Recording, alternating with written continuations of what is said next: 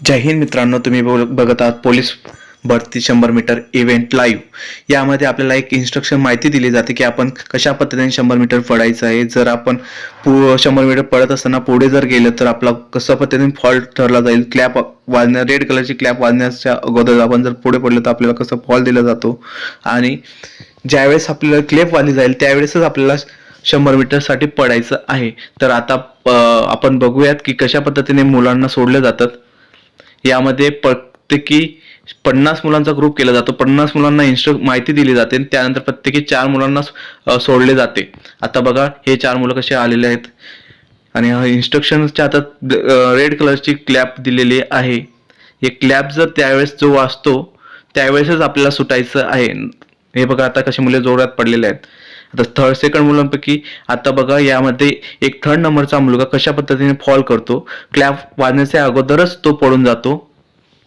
त्यामुळे काय होतं आपल्याला दोनच चान्स असतात फॉल करण्याचे. आपण 2 चान्स जर आपण नाही केलं तर तिसऱ्या चान्समध्ये आपल्याला ते बाद ठरवतात. आपल्याला 0 मार्क्स मिळतात या 100 मीटर इव्हेंटला. आणि तुम्ही जर हा व्हिडिओ प्रॉपरली बघत असाल तर तुमच्या लक्षात येईल की प्रत्येक मुलाच्या पायामध्ये ब्लॅक कलरची पट्टी बांधलेली आहे. दोघी पायांमध्ये बघा, दोघी पायांमध्ये ब्लॅक कलरची पट्टी बांधलेली आहे. या ब्लॅक पट्टी सेन्सर असतं ते. त्यामध्ये 100 तुम्ही किती 100 मीटर किती सेकंदात पडतायत हे काउंट केलं जातं. त्यानंतर तुम्हाला त्यानुसार तुम्हाला मार्क मिळतात. क्लॅप वाजण्याच्या अगोदर तिन्ही मुळे पळाले आहेत. तुम्ही या ठिकाणी बघा 100 मीटरला किती मार्क मिळतात. या ठिकाणी 11.50 सेकंदमध्ये जर तुम्ही पळाल तुम्हाला 15 गुण मिळतील आणि 11.50 पेक्षा जास्त पळाले तुम्हाला 12 गुण मिळतील आणि 11 सेकंदापेक्षा जर तुम्हाला 10 गुण मिळतील.